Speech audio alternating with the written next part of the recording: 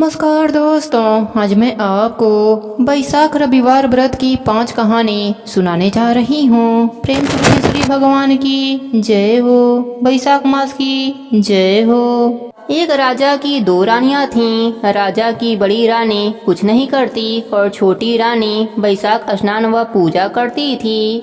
उसकी धर्म कर्म में बहुत रुचि थी। बड़ी रानी छोटी रानी से जलती रहती थी। एक दिन उसने राजा से कहा कि छोटी रानी ना जाने कौन कौन से टोने टोटके करती है। 4 बजे ही उठकर ना जाने कहां कहां घूमती फिरती है। हमारे तो राजघराने में बेइज्जती कराएगी। आप इसे यहाँ से निकाल दो। राजा गुस्से में आकर छोटी रानी को महल से निकल जाने का आदेश सुना दिया। यह सब देखकर बड़ी रानी बहुत खुश हुई, पर छोटी रानी कुछ न बोली। वह वहाँ से चुपचाप चली गई। चलते चलते वह जंगल में पहुंच गई। वहां पर एक छोटी सी झोपड़ी बनाकर उसी में रहने लगी और हमेशा की तरह पूजा पाठ करने लगी।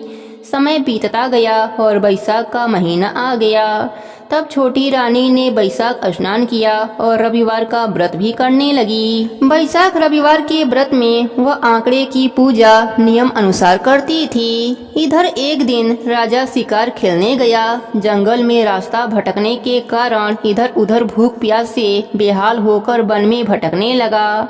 बहुत ज्यादा गर्मी पड़ रही थी। दूर दूर तक कहीं भी पानी नहीं मिला। उस दिन बैसाख मास का रविवार का दिन था। तभी राजा को पक्षियों की आवाज सुनाई दी। तो राजा ने देखा कि आँख के पौधे के पास पक्षी बैठे हैं। तब राजा ने सोचा कि चलकर देखूं, क्या पता थोड़ा पानी मिल जाए, नहीं तो आज मेरी जान ही निकल जाएगी। यह सोचकर राजा वहां चले गए। देखा कि आँख के पौधे के नीचे गड्ढे में पानी पड़ा था और वहीं पर छोटी छोटी रोटियां भी पड़ी थी। तब राजा ने उन रोटियों को खाकर गड्ढे का पानी पी लिया और वहीं पर एक पेड़ के नीचे विश्राम किया।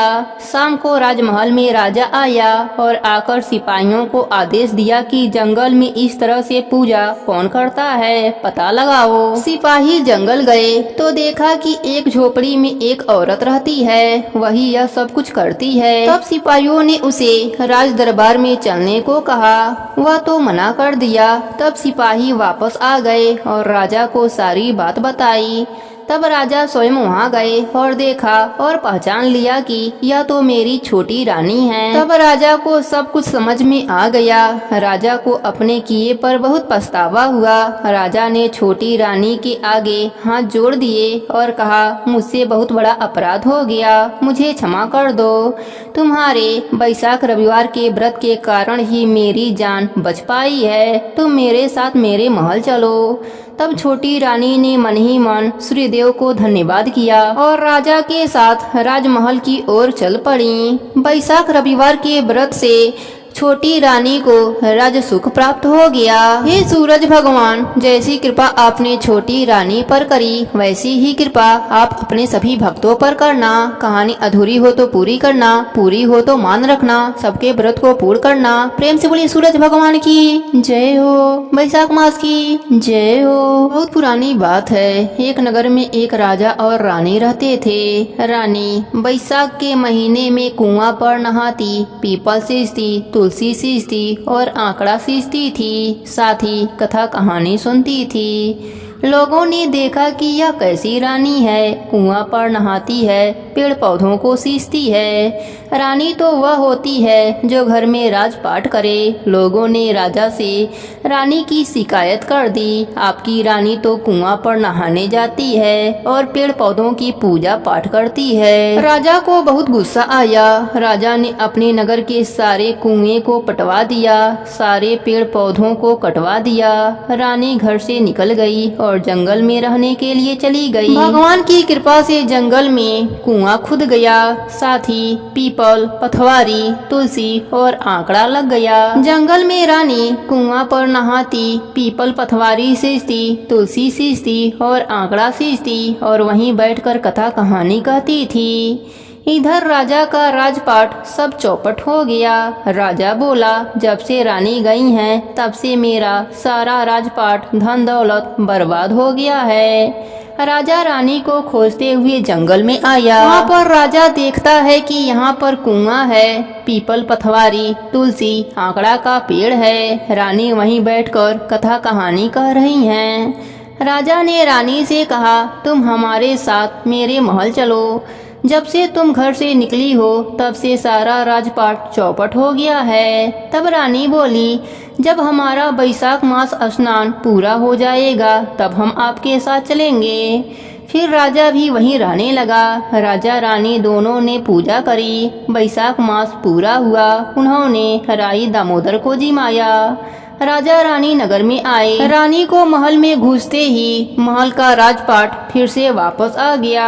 राजा अपने पूरे राज में घोषणा करवाया कि बैसाख महीने में सब कोई स्नान करेगा, भगवान विष्णु की पूजा करेगा, साथ में रविवार का व्रत करेगा, आंकड़ा सींचेगा, कथा कहानी कहेगा और सुनेगा। इधर राजा भी अपने रानी के साथ हर साल बैसाख स्नान करने लगा, रविवार का व्रत करने लगा, साथ ही आंकड़ा सींचता, कथा कहानी सुनता था। सूर्य भगवान की कृपा से उस राज्य के सभी लोग खुशी और आनंद के साथ रहने लगे। हे सूरज भगवान, अपने सभी भक्तों पर अपनी कृपा बनाए रखना। कहानी अधूरी हो तो पूरी करना, पूरी हो तो मान रखना।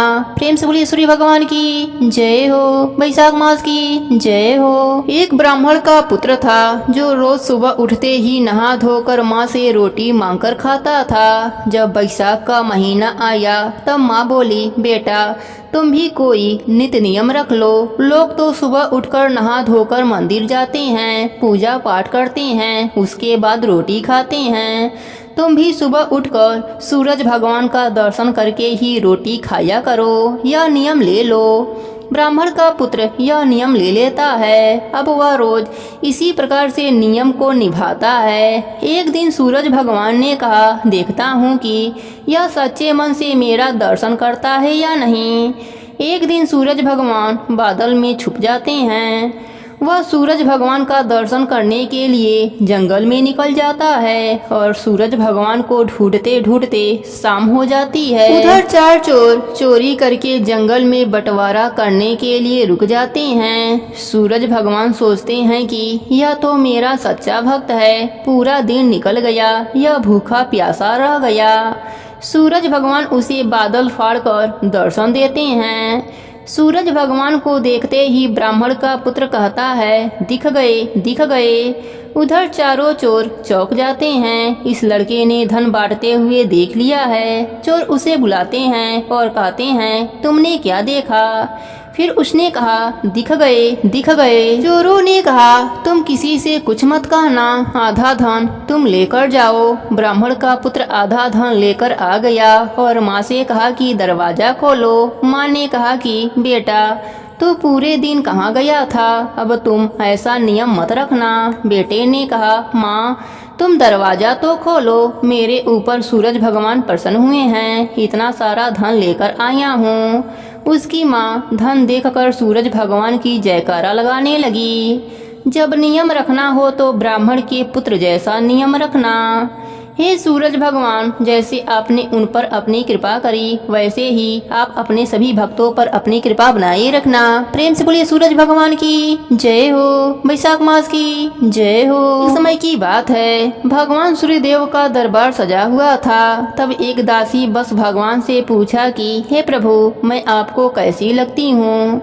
भगवान तो अपने सभी भक्तों का मान रखते हैं। उन्होंने उत्तर दिया, तुम मुझे एकदम शक्कर जैसी लगती हो।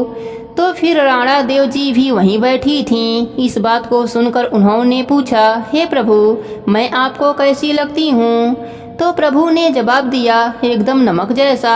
बस इस बात को सुनकर राणा देव जी क्रोधित हो गईं और वह भगवान से रूठ गईं। भगवान ने सोचा, राणा देव जी नहीं बोल रही हैं, कुछ तो करना पड़ेगा।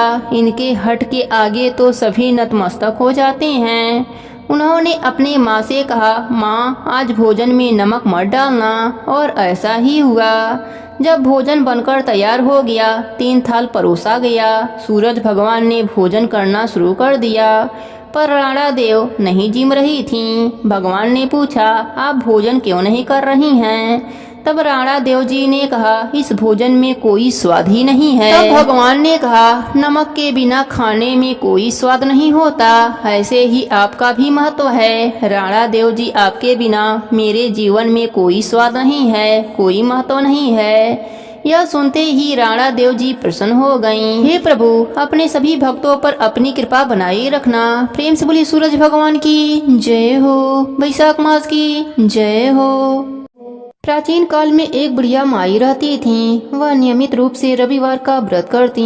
रविवार के दिन सूर्योदय से पहले उठकर आंगन को गोबर से लीपकर स्वच्छ करती। स्नान आदि से निवृत्त होकर सूर्य भगवान की विधिवत पूजा करती, व्रत की कथा सुनती और सूर्य भगवान को भोग लगाकर दिन में एक बार भोजन करती थी। सूर्य भगवान की कृपा से बुढ़िया माई को किसी भी प्रकार का चिंता नहीं था।